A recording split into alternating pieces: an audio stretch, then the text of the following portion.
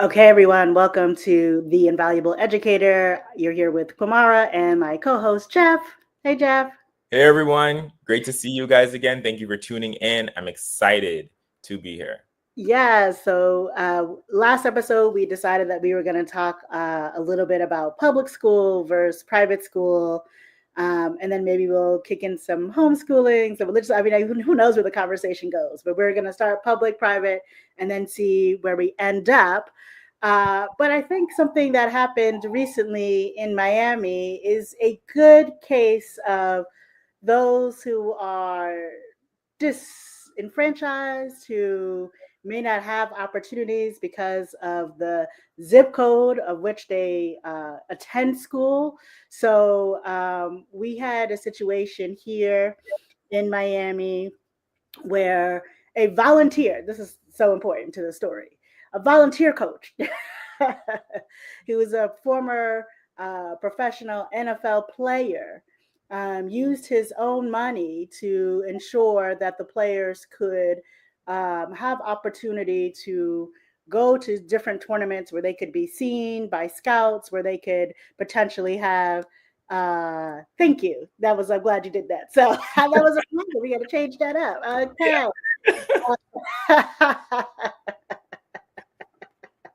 Boom.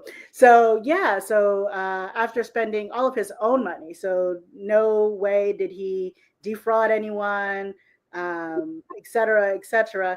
He was suspended because he gave the students an opportunity to attend and play in different tournaments of which they may not have been able to attend.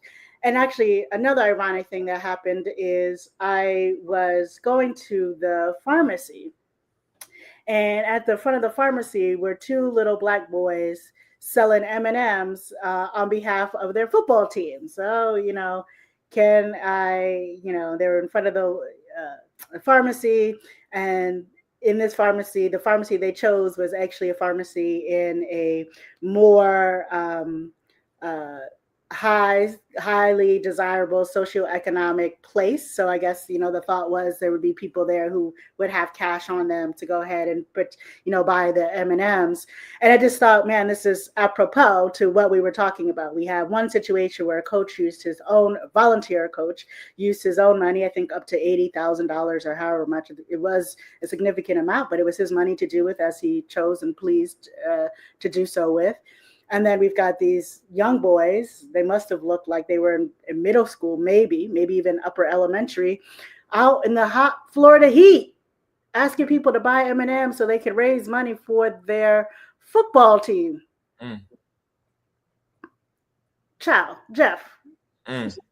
Yeah, it's I think it says a lot, especially when it comes to the systems that are currently in place. And it's like I hear some people in certain spaces saying, "Oh, pull yourself up by the bootstraps." But it's like when the children are trying their best, right, and they're in the hot sun. And I know how it feels because in high school I had to do some mascot work. You know what I'm saying, in the hot sun for a local organic store. So it's like for them to be doing that regularly to fundraise for their tournament. That's something that maybe their parents are, hoping that they can make it big one day, or maybe hoping that they can, just compete on that level and have the same opportunities and access. It's sad to say that if somebody wants to give them a helping hand, that is like punished or that is sanctioned. Yeah, I mean, I think so. Yeah, if we go back to that football player who was a volunteer, and I think, and I keep saying volunteer because I can understand maybe if you're an employee using your own money, though I've never heard of anyone using their own money to support students getting suspended. And in fact, most educators, so not only do educators do all the work and not even get paid a great salary, oftentimes the school doesn't even provide a lot of things. So teachers are oftentimes providing the funding for students around different things, whether that's, some of their school supplies, whether that's, decorating the classroom so it's nice and welcoming as much as possible. It very, I mean, maybe the school gives you like a $200 or $300 budget, but, most of the time that is coming straight out of the pocket of educators who are really not getting funded well. So I've never even seen anyone who pays their own money getting suspended from a situation. So what does this tell us? This tell us that that this isn't about making sure that students have equitable experiences, right? This is about ensuring that those who live in a certain zip code, who have a certain socioeconomic background, those who often look like you and I, Jeff, continue to quote unquote stay in their lane, right? Let's be clear about where you want it to be. An interesting statistic, though, is that Miami, and in particular, Overtown, has the most NFL players out of any city in the United States. Wow. So it's a very interesting dichotomy and dynamic that we see going on here. So this just continues to play out, I think, in the public private sector. And you would have to know things about what we're talking about. Overtown is historically Black, thriving, used to be thriving community. And then what happened to most historically Black thriving communities in the United States is that the highway system came across and divided the town. And you might be thinking, well, how does that actually dismantle a community? Well, because you are using eminent domain to take over people's property, oftentimes not giving them the actual value of the real estate. And then you're sort of, creating a place that was harmonious in the ways that they were working. You're creating a disruption, a real disruption, which is known as the highway. So that also has pollution, and it allowed for oftentimes for the socioeconomic standing of the folks in that neighborhood to decline for many reasons. For the reasons that fact that people who could afford to move moved away, because who wants to live close to a highway? Most people don't.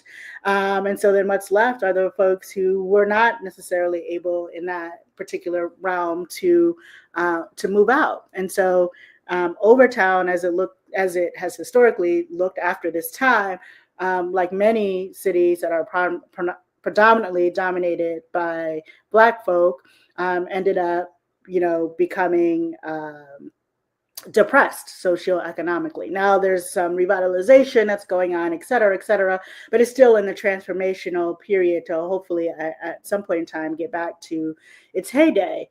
That being said, the school system, the schools that are there, or the students who go to the schools, their parents cannot afford for them to go to these national tournaments, even though the players deserve to go because they're a good school and they meet the criteria. Then the parents and the kids have to figure out a way to fundraise for them to go. And so in a way they did fundraise, but they had one major benefactor and one donor. And in fact, a lot of schools have a benefactor and a donor, and we don't see them being suspended. So this is an interesting case that I think is playing out. It's really the first time I've heard of anything like this. And the only deferring factor that I can see is they don't want to have the competition of our amazing students who we know are amazing athletes. Oftentimes, not to be funny, but Black people dominate in football. It is what it is.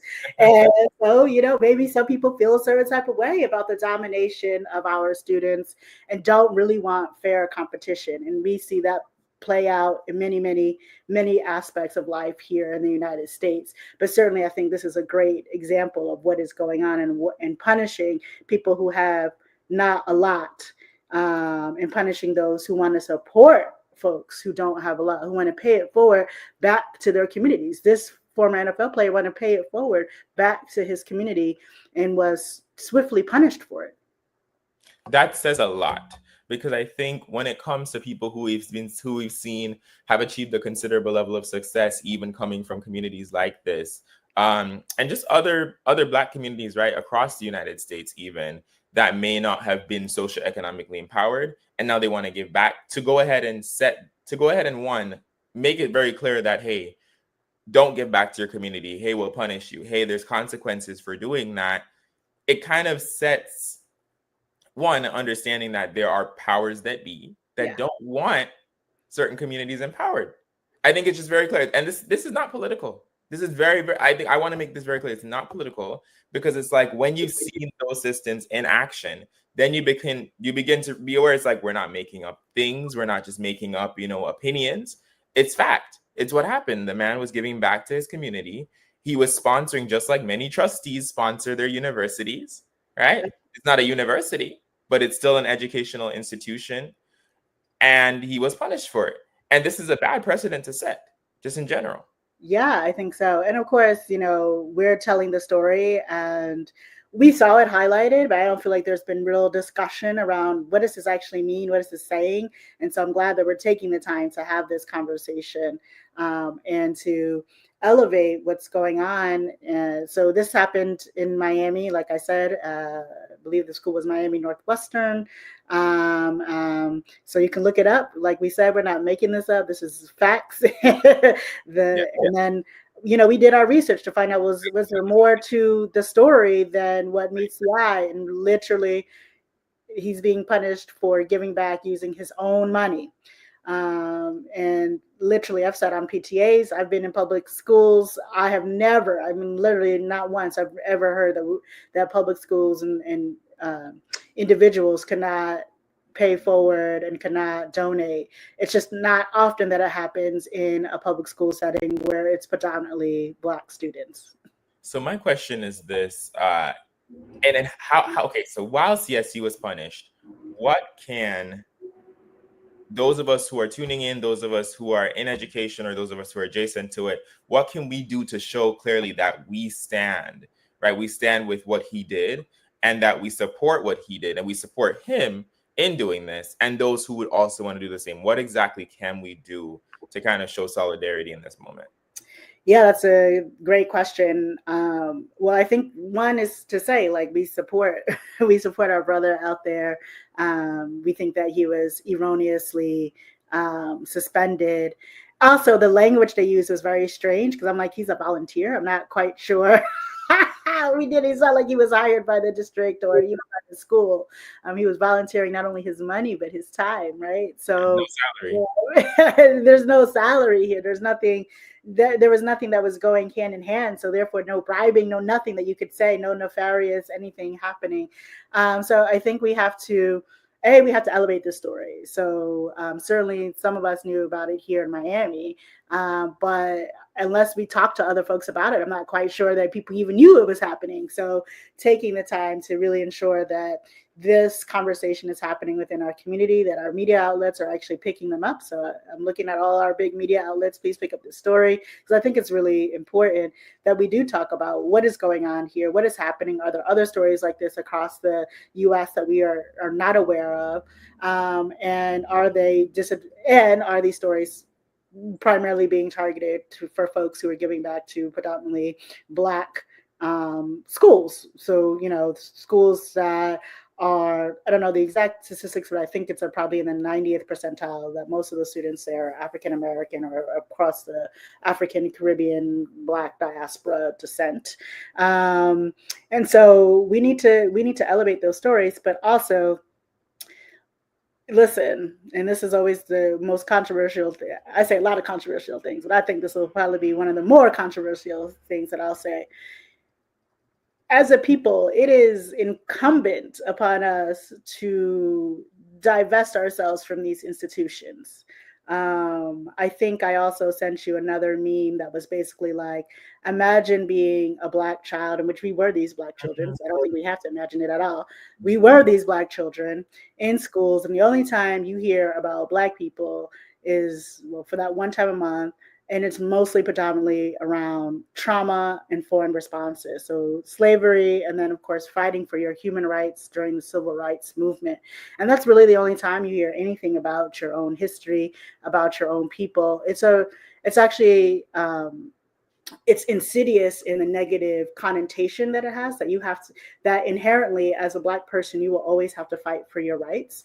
And that's the messaging that is subliminally coming into you as a school, as a student, and as a pupil in this school.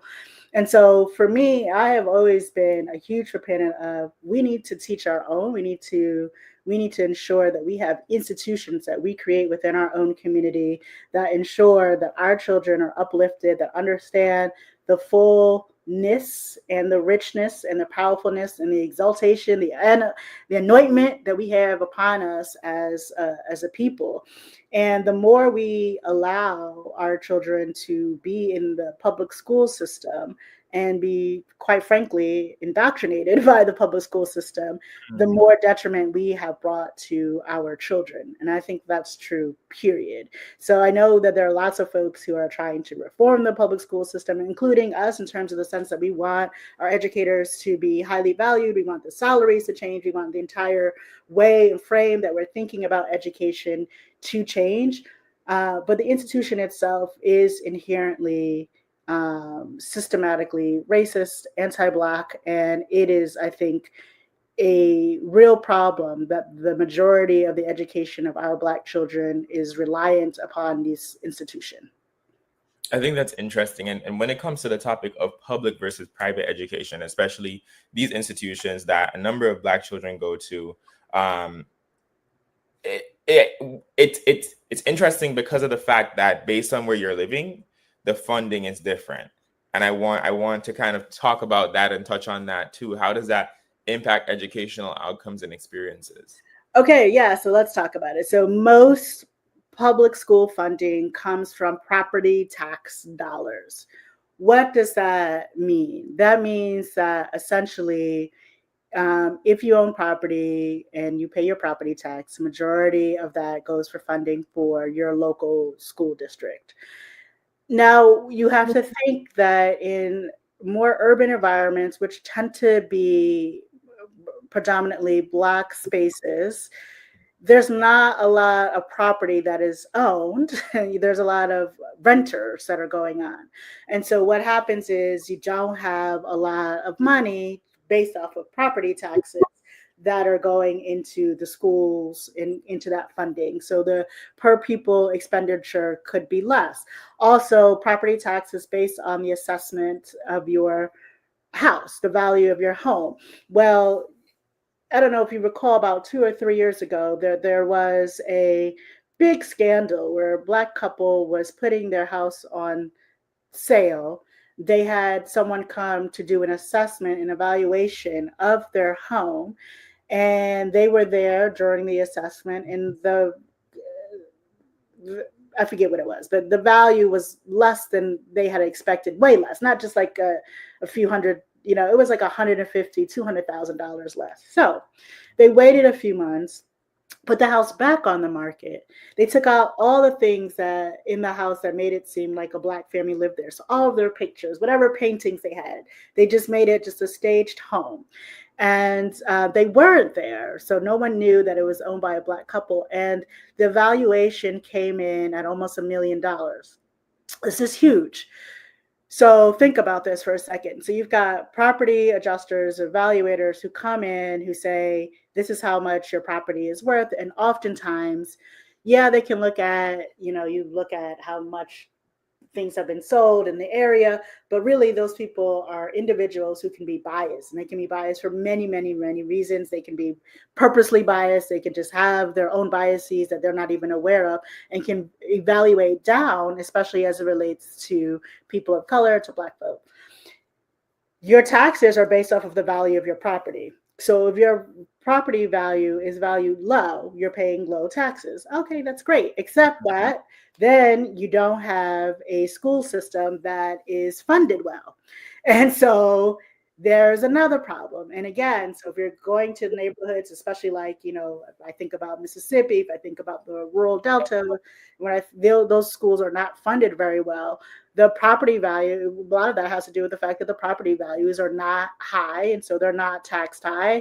And so therefore the per pupil expenditure is different. So for example, and I haven't looked at these statistics in a number of years, but when I was steep in education in a place like Newark, New Jersey, Northeast, a little bit more urban, the per pupil expenditure is $18,000 roughly per student.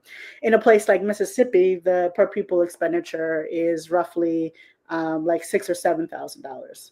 That's, I mean, the disparity there is insane when you start thinking about that. And then if you start thinking about Newark, which Yeah, that sounds like a lot, but within Essex County and within the larger scope of the state of New Jersey, which is one of the New Jersey, I think, has one of the highest per capita millionaires for this small state. New Jersey is a very small state. You can drive from one side of New Jersey to the next in 3 hours. Oh, Um, wow. the per pupil expenditure for suburban public schools is still outweighs the per pupil expenditure in Newark public schools. And also remember that in Newark, you have more students in that school district than you do like, one of the suburban school districts, which, has a less population because, Newark is a city. So it has apartment buildings, it has people who live on top of each other. Whereas if you're talking about a suburban place, right, you've got houses, you don't really have apartments. And so you tend to have less pupils in the school. Also, to what we were talking about, public versus private, there are lots of folks who send their school kids to private schools. So even though they live in these beautiful districts where the schools are good, actually more than good, and they pay their taxes, they still decide, because they have the economic power to do so, to send their students to private schools. And those private schools, depending on which private school your child is going to, can be the same as a college tuition. I mean, people are spending $14,000, $20,000, $30,000 a year for their kids to go to private school from kindergarten through 12th grade. That's another privilege that folks don't talk about. But one of the things that made us think about talking about private and public, because I was talking about the schedule, right? When I went to private school. I'm a private school kid. That's why I can tell you a lot about what goes on. And I'm talking about private school, not Catholic school, which is different. So I want to make a big distinction here. Religious schools, Catholic schools are different than just your regular, normal, private, non-religious private school. Okay, where parents are paying these high numbers. Some of the religious schools, the parents aren't paying that much. Tuition is a little bit less, and then they're being subsidized through various different ways. The Catholic schools are subsidized through the archdiocese, et cetera, et cetera, et cetera. So in the private schools that I went to, there were not hardly any restrictions. I mean, yeah, we had a dress code, which is fine, but we didn't have like a schedule restriction. Oftentimes we had free periods in our schedule. We had recess. I had recess all the way up through 8th grade. Life was wonderful. I did not go, my school year was nowhere near as long as public schools. I did not get tested the way the public school kids get tested. I mean, I was talking to my friends who went to public school and I'm like, what? I mean, their entire, and their entire day is like structure, structure, structure. And in private schools, it's not like that. And then then you have a lot of different types of programming, AP programming, IB programming.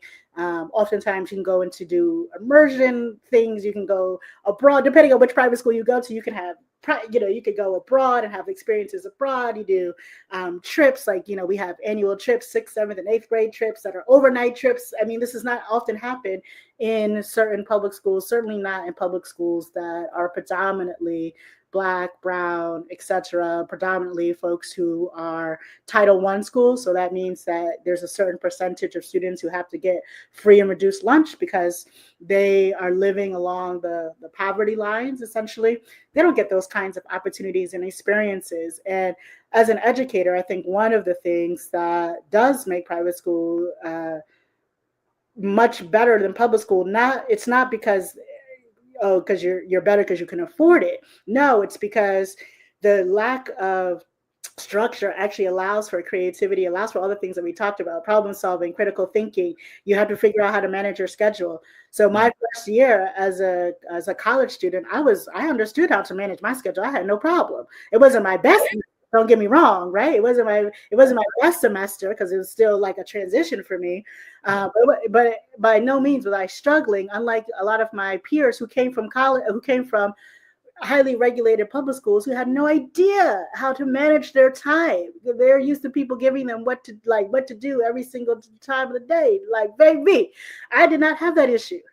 You're saying it. You're saying it. You're saying it without saying it. You're saying even the mindset is in the framework, right? The mindset of free thinker, private school. The mindset of follow instructions, become a worker, don't be a critical thinker, public school, traditionally, right? And it doesn't even matter necessarily just the socioeconomic status of it, just the way it's engineered. Because it's all across different. So that's really interesting. I think you're saying something that is a very key observation here.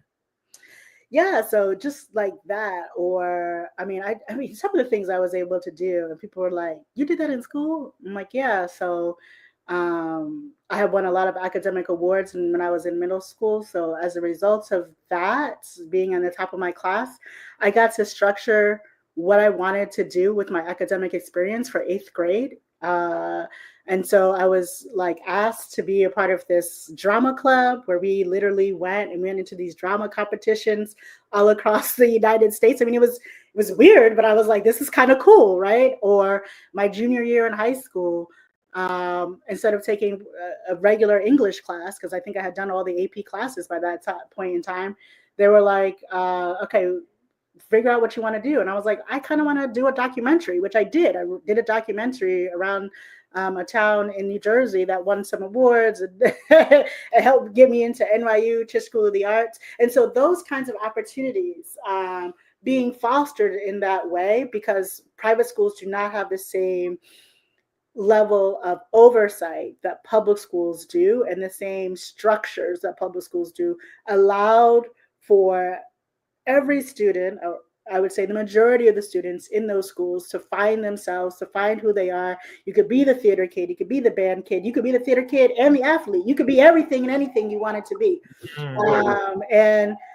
And your parents were supportive and the school community was supportive, and also because the tuition is so high, the school is also smaller, so you know everybody in one way, shape, or form, which could be good or bad depending. But I do think from a classroom size, as a classroom perspective size, to have a teacher who knows you so well, because in their class is only maybe 20 kids, maybe it's more like 15, whereas in the public school you have like 30 kids in your class that you need to manage during any given point in time.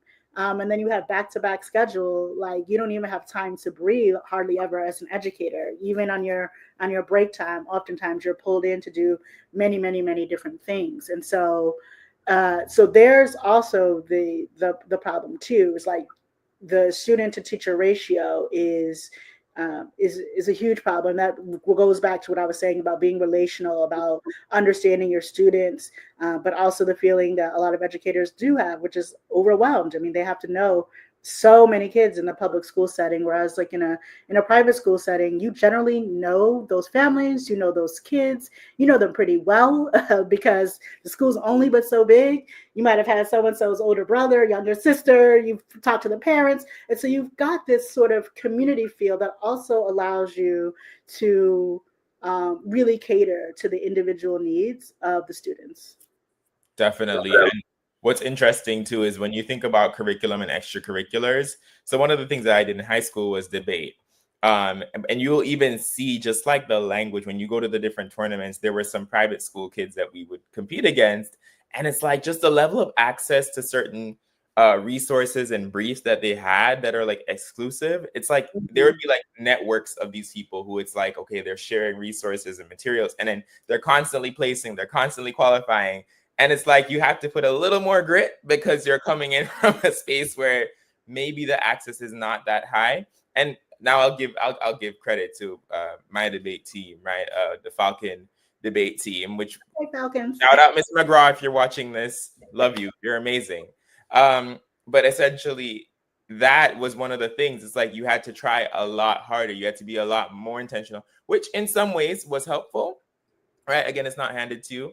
But at the same time, it can also be limiting if you don't have the resources, if you don't have the time to dedicate, if you are coming from a household where maybe socioeconomically you may not have all that flexibility because they're more focused on survival or they're more focused on, making ends meet. Yeah.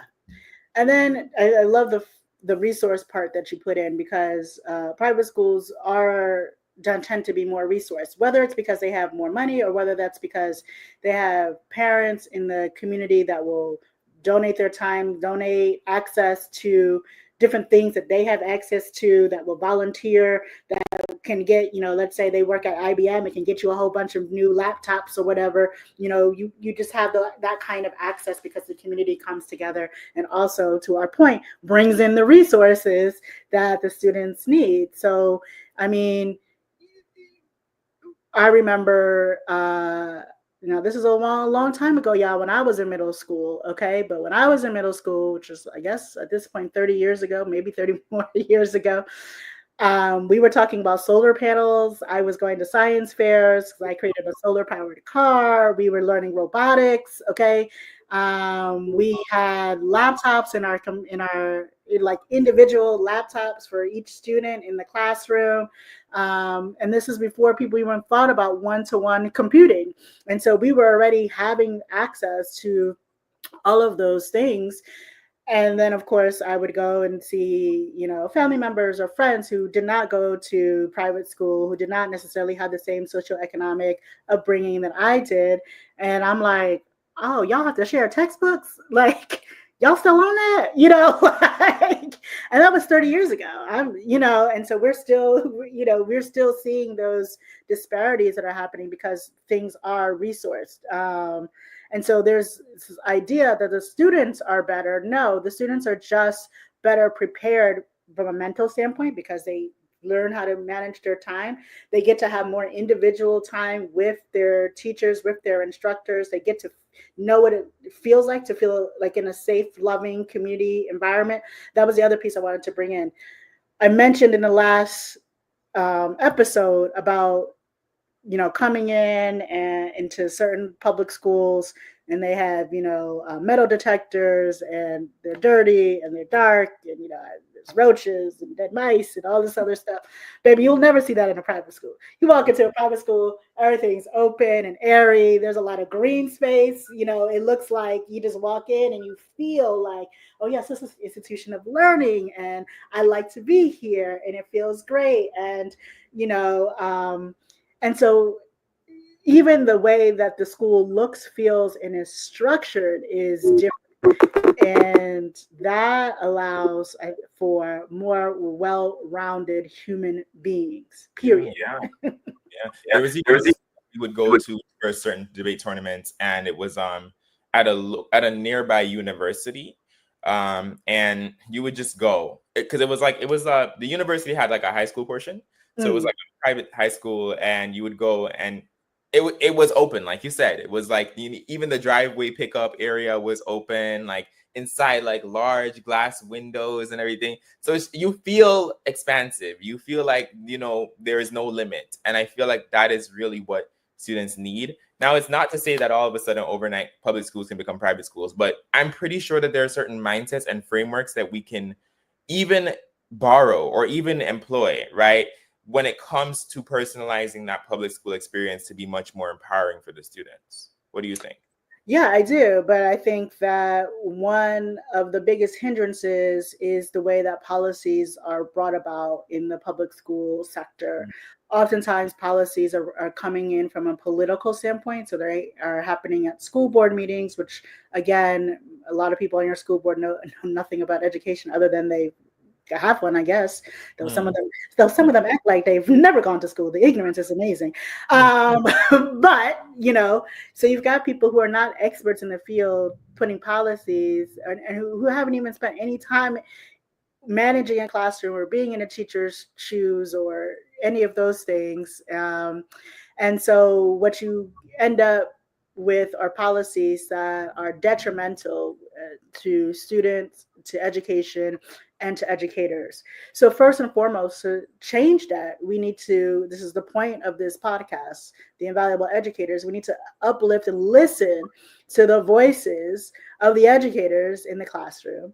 I think first and foremost. The second is to honor the experiences that students also are having, and to have a youth council. I've mentioned this a number of times. I think it's very important that we actually do honor the voices of our youth who we are doing education to instead of doing education with, and then elevate those voices so that they actually are informing policy.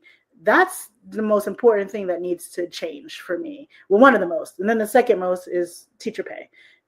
You put your money and your budget in the things that you value. And as of right now, what we're saying is in the education field is that we value testing. That's where most of the money goes. Testing and outdated textbooks, in my opinion. Outdated. Outdated, honey. Outdated. Those textbooks are like, I'm reading them like, what? Yes. Oh What my. is so right. And so what we need is a shift. We need to shift the money away from testing textbooks, from the monopoly of the publishers and the testing organizations, and move that money into the hands of educators who are literally on the ground. Most educators have, well, we know all educators have to have a bachelor's degree. That's first and foremost. But majority of them have master's degrees, and a lot of them also are going back for EDD. And I mentioned this before. They have continuing education credits they have to do every year to keep on top of their craft. And Mm. so you've got you've got a panel of you have experts right there in the field who can tell you all the ways that the system can run better, can make their lives easier. And the reason why you want the educators' lives to be easier and freer is because then they can create a more safe learning environment for the students. Agreed. Absolutely agreed. And I will say when it comes to just that, I think it kind of ties really well into what the next topic will be. I think it would probably be transferable skills. Yes, yes, we are doing transferable skills. Because educators get a lot, like they get a lot of learning. They have a lot of information and knowledge that they can apply. And we're even seeing, I'm just going to do a quick shout out when it comes to just even the curriculum development skill. That is such a skill that we're seeing more and more pervasive now, is like more and more online coaches develop workshops and more people are selling courses and things like that. That's a skill that educators naturally have, so that's one of those things. Yeah, absolutely. And transferable skills are so important. And we need educators need to they need to live too, right? They need to live a respectable life and a respectable lifestyle. And so, what are the ways that we can, at this point in time, help elevate the skills that they do have, help them think through different ways that they can potentially continue to monetize the skills that they do have in the classroom? So, we'll be talking about all of that. Absolutely. So, I'm glad that you brought that up. Again, and I did see it. I'm just looking to see if I can find it. But I saw the statistic, and we can go into it again. But this is just, I thought, just talked about the value of teaching. So I just saw this infographic, and it says that this is the ways that we learn. So we learn 10% of what we read, 20% of what we hear, 30% of what we see, 50% of what we see and hear, 70% of what we discuss. So we're having our discussion, we're learning, we're exchanging knowledge. 80% of what we experience, I talked about this a lot. It's so important to have experiential learning, to have experiences, to be embodied in things. And 95% of what we teach others. So your most learned people are the people who teach others, your educators. It's I can attest to that, because even when I've like given various speeches or kind of spoken on various topics, or even taught my students, right, when it came to Python and C++ through ID Tech, I was also better understanding the subject material to the point where I could teach another person who was in that classroom, and it cements learning in a different way. I feel like everyone at some point should teach something. You know what I'm saying? Just to even get the experience of like what it is like to transfer knowledge to someone. Yes, yes. I love that. Well, I think on that note, we will end, and we will be talking absolutely about transferable skills next episode. Thank you all again for tuning in, for your subscriptions, for just being thoughtful in your discussions and our commentary. We really appreciate it. Until next time, bye everyone. Take Peace. care. All right.